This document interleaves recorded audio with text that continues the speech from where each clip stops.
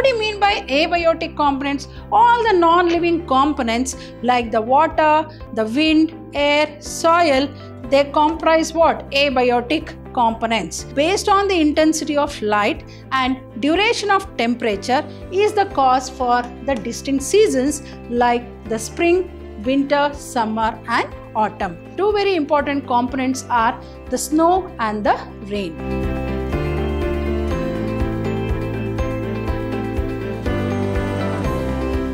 Hello dear 2nd PUC students, welcome back to session 1 of this chapter 13 called Organism and Population. This chapter called Organism and Population has a weightage of 6 marks. That is 1 mark question 1 and 5 marks question 1. So the total weightage for this chapter is 6 marks. And this is one such interesting chapter where you'll come to know what is organism and what is population. If you see in this beautiful picture, this is a picture of, I think all of you might have come across a flower called Brahma Kamala. As you all know that our living world is fascinatingly diverse and amazingly complex.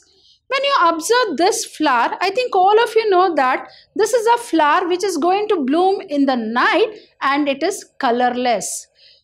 I don't know whether you may get a doubt or not. Definitely I do get a doubt why this flower blooms only in the night. And I think all of us know that the flowers are brightly colored, but this flower called Brahma Kamala is white in color. Then how is it pollinated in the night? So all these are the questions which you get in our mind. And the answer for all this question is, what are the processes and the mechanisms that are involved in this plants? As you know, for example, when you hear a bulbul bird singing, we get a doubt, why do the bird sing? And how does a bird sing? So when you ask these questions, then we get into our mind. I think all of us know that birds have a very sweet voice, and that is because of a voice box, a vibrating sound box called syrinx. And it is this syrinx which is going to produce the sweet sound. And also all of us know, why does it sing a song? Very, very important. So it sings a song to attract its mate for reproduction. See, it is a means of communicating with its mate and inviting it for its sexual reproduction. So when you ask how and why, the answer is based on the mechanism and based on the processes that are involved in an organism. So that is what we are going to discuss in this very interesting chapter called Organism and Population. So like that you come across so many population interactions, like we have this parasitism, we have predation, we have commensalism, amensalism. So what are all these population interactions, and what is population? What is population density? I think all of us know that the population, particularly the human population, is not stable. It keeps on changing. And what is that reason for the change in the population density? May it be due to birth or may it be due to death. So all the answer for those questions is answered in this particular chapter called Organism and Population. Let us move on in detail about this very interesting chapter called Organism and Population. I think all of us know, we as human beings have a close interaction with the environment. Can we live without the environment, and can the environment live without us? No. So what is that? That is, what is the relationship between an organism or between an individual with, and I think all of us know organisms have interaction with the other organisms and with that of the physical environment. So interactions are between organisms and between the environment, and the specific word what we use for that particular interaction is nothing but called what? Ecology. So this is a very, very interesting and a very what you can call it as an important word. You might have come across ecology. We are part and parcel of this ecological system, right? Now let us see what is the correct definition for ecology. So as you know, it is a branch of biology which deals with the study of interactions among organisms and between the organism and its physical environment. Just now I said a bulbul bird is going to sing. Why does it sing? As I said, it sings to communicate with its mate, inviting it for the sexual reproduction. So it's an interaction between one bird and the other bird. So that is what is ecology, as well as with the environment. As you know, environment also plays a very great role for an organism. So what is ecology?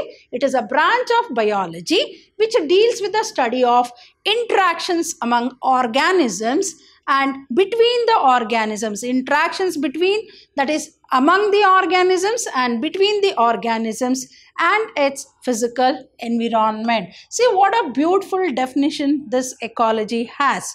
So what is ecology? It is a branch of biology which deals with the study of interactions among organisms and between the organisms and its physical environment.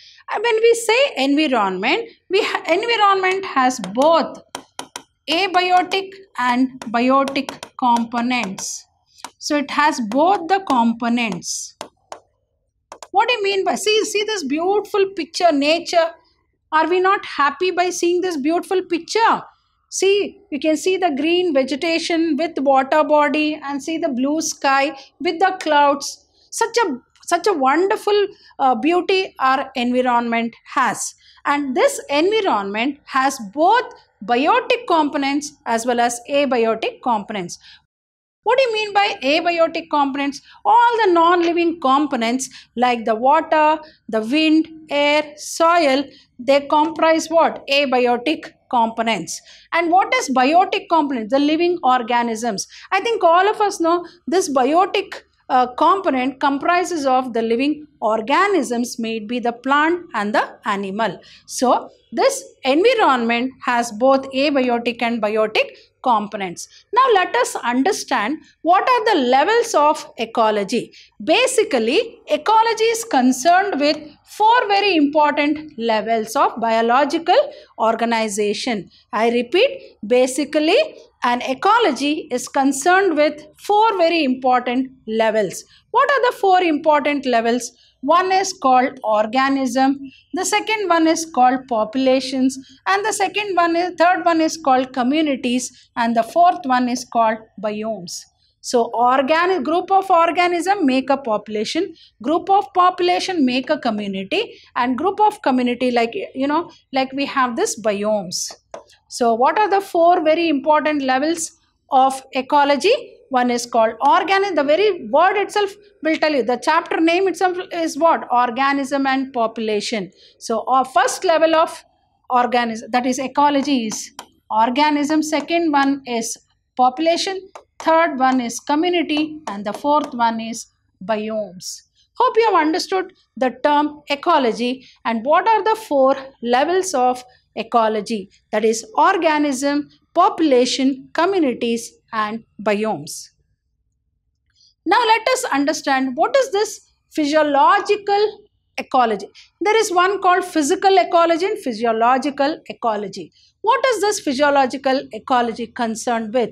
Here you can see this type of biome and you can see this animal, and this is one type of biome and this is one type of biome.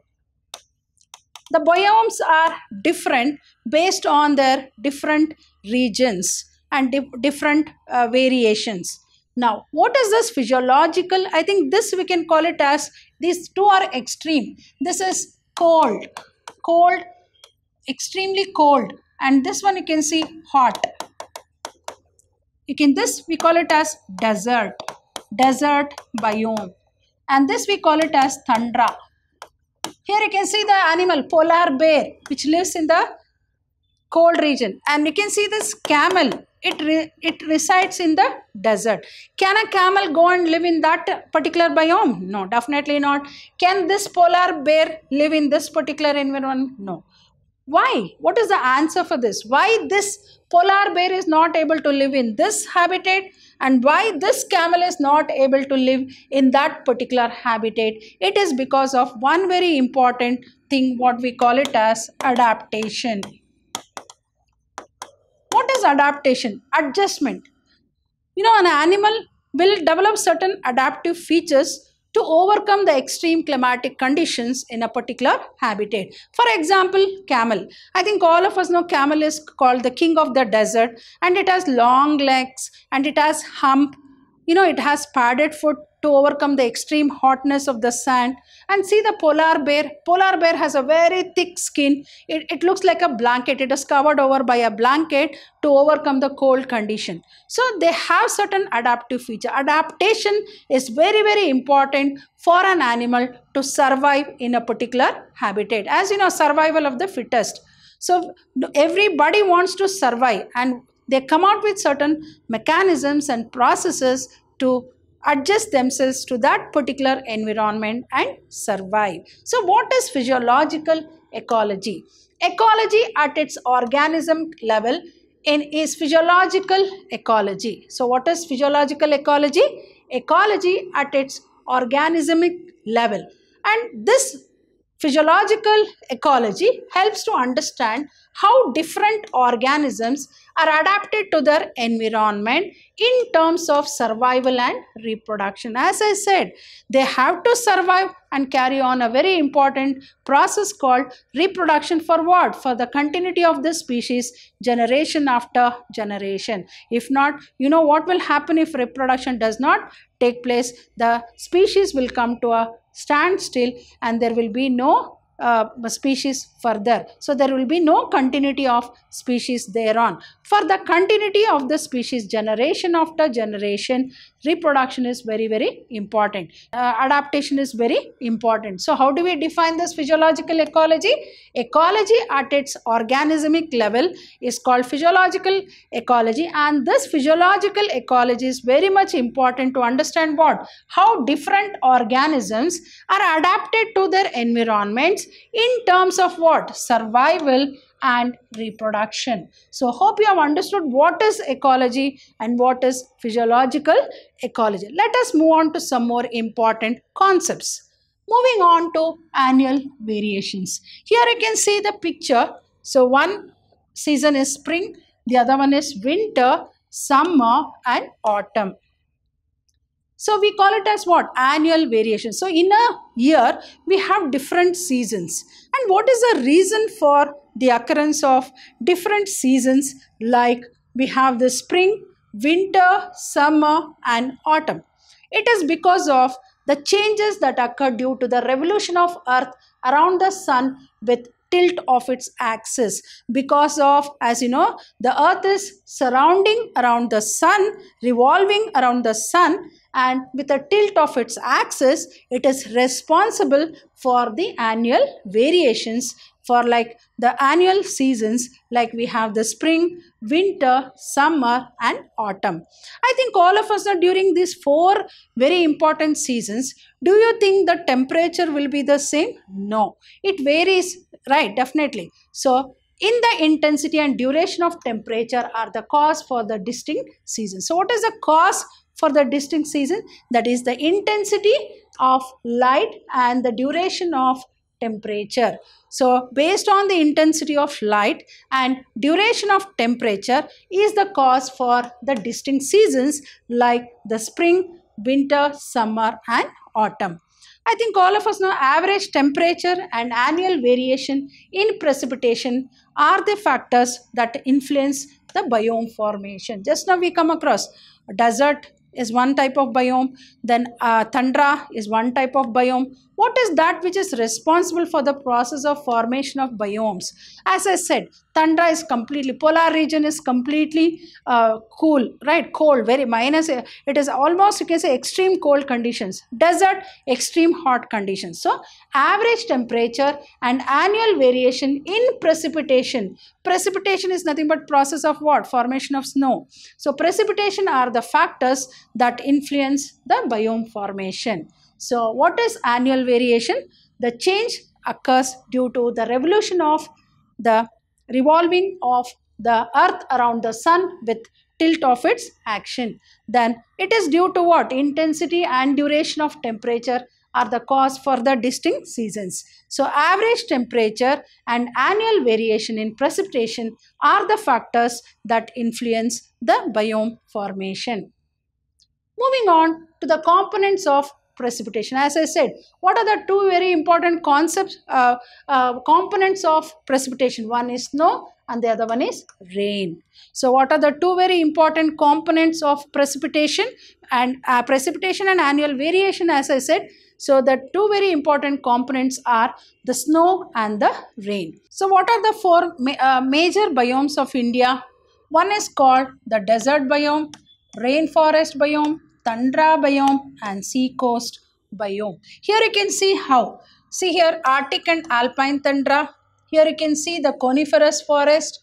Here you can see the desert, grassland, tropical forest and the temperate forest. So maximum we come across what?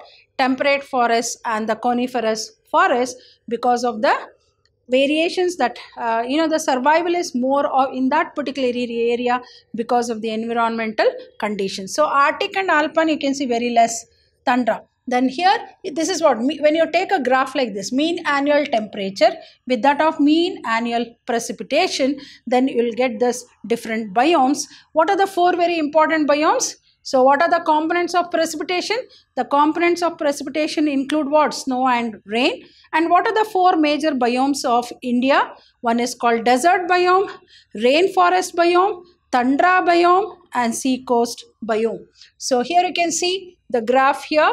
The coniferous forest, Arctic and alpine tundra, then the temperate forest, tropical forest, desert and grassland. Moving on to the extreme and harsh habitats where life exists. Here you can see the desert. Here you can see the hot springs. Hot springs. Here you can see the desert. And here you can see what? Deep ocean trenches. Deep ocean trenches. See, you can see three extreme conditions here. All three are extremes. So extreme and harsh habitats where life exists, like the scorching very hot is what? Rajasthan desert, then rain-soaked Meghalaya forest, deep ocean trenches, then the torrential streams, then permafrost polar regions which is extremely cold, then high mountain tops and boiling thermal springs. Here you can see the boiling thermal springs, then stinking compost pits. When all the dead decayed matter is added, that is the stinking compost pits and intestine habitat of our body. As you know, many microbes reside in our body and particularly in the intestine. So what are the ones like where you come across the extreme harsh habitat where life exists? As I said, but still as I said, Rajasthan desert, rain-soaked Meghalaya forest, deep ocean trenches, torrential streams, permafrost polar regions, high mountain tops, boiling thermal springs, then stinking compost pits and intestine habitat of our body. So in this beautiful picture you can see all three are extreme, but still life exists in that particular habitats. Now the formation of a wide variety of habitats within a biome. Here you can see the two very important pictures. Here you can see how the virus, bacteria, and here you can see now let us see the regional and local variations in mean temperature with annual variations in precipitation. So what are the key elements? The key elements that lead to so much variation in the physical and chemical conditions of different habitats are the abiotic factors, like the very important is what? Abiotic, like temperature, water, light and soil.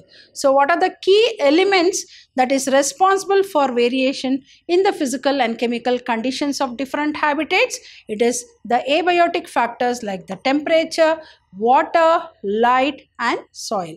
So what are the biotic? I think all of us know, as I said, we have both abiotic and biotic components. So these are all the abiotic. So as I said, it's an interaction. Ecology or environment is an interaction between the biotic and abiotic components. So what are the abiotic components? Comprises of what? Temperature, water, light and soil. And biotic components comprises of what? Pathogens. You know, pathogens are of different types. It might be a virus, it might, as I said, pathogens. And this is a parasite. So pathogen, it might be a disease causing organism like bacteria, viruses, fungi, protozoan, etc. Parasites, then predators and competitors. All these comprises of the biotic components. So abiotic components comprises of temperature, water, light and soil, and biotic components comprises of pathogens, parasites, predators and competitors. Now, temperature varies on earth, as we all know. So you can see this beautiful picture, my lord, definitely I think. So very beautiful picture. As we know that the temperature decreases progressively from equator towards poles and from plain to mountain tops. So extremely cold as we go towards the decreases from equator towards the pole. From the equator, if you go towards the pole, the temperature keeps on decreasing, like where we can see the snow formation, snow. So it ranges from what? Sub-zero levels in polar and high altitudes to more than 50 degrees centigrade in tropical deserts in summer. See, extreme. See, it ranges from what? Like for example, in polar regions, it is sub-zero levels, and high altitudes greater than 50 degrees centigrade. In tropical deserts, extremely it is you can call it as what? Extremely high temperature, greater than 50 degrees centigrade. But sub-zero levels in polar and high altitudes. But it might be more than 50 degrees centigrade in tropical deserts in summer. So in thermal springs, it will be just boiling like anything. In thermal springs and deep sea hydrothermal vents, the mean temperature exceeds what? 100 degrees centigrade. Imagine, it's a boiling point. 100 degree, more than 100 degree, it starts boiling. Water starts boiling. So temperature varies on earth, and the mean temperature on the earth varies seasonally. And as we know, the temperature decreases progressively from equator towards poles and from plain to mountain tops. So it ranges from what? Sub-zero level in polar and high altitudes to greater than 50 degrees centigrade in tropical deserts in summer. So in thermal springs and deep sea hydrothermal vents, you can see the mean temperature exceeds what? 100 degree centigrade. Now we classify the organisms based on the temperature tolerance. Whether human beings, I think even if we just touch something which is very hot, we cannot withstand that hotness. So there are some organisms which can withstand the extreme temperatures, and there are some organisms which cannot withstand the extreme temperatures. So based on that, organisms are classified based on temperature tolerance. As I said, a few organisms can tolerate, and thrive means survive. Thrive means what? Survive in a wide range of temperature and are called as what? Euthermals. See, we have two types here. One is called, so this is a very important question which is asked in the exam. Euthermals. Then one is called stenothermals. For 1 mark question, they'll ask, differentiate euthermals from stenothermals. So what are euthermals? A few organisms can tolerate and thrive wide range of temperature. Tolerate. Can tolerate. Here, vast majority of organisms are restricted to narrow range. They cannot tolerate. Cannot tolerate. Those organisms which can tolerate wide range of temperature are called euthermals, and those organisms which cannot tolerate the wide range of temperature and are only restricted to a narrow range of temperature are called stenothermal. So these two terms are very, very important from examination point of view. Make note of this. So whichever I say very important, definitely I would have stressed upon its importance and its occurrence in your board paper. Please concentrate on such things which I keep telling, and it is because of the frequent like if you go through the previous papers, you'll get to know how oftenly these questions are repeated. So hope you have understood the important concepts which I have started in this particular chapter called organism and population. So what am I going to deal in the coming session? I'll be dealing with already I said this ecology, this environment. Ecology is nothing but what? It's an interaction between an organism and the environment. So as I said, this environment comprises of both abiotic and biotic components. So what are the major abiotic factors and responses to how an organism respond to these abiotic factors? I'm going to deal about these two very important concepts in the coming session. Hope you have understood all the concepts what I have explained in today's session. As you are writing the second PU board examination, please, each and every mark is important. Though this chapter has a weightage of 6 marks, you should not neglect. So try to understand the concepts and go through it frequently so that you'll remember all the concepts so that you can face your board exam more confidently. Hope I have to some extent made you understand about the few concepts of this very important chapter. So I'll be back with some more concepts. Till then, goodbye and thank you.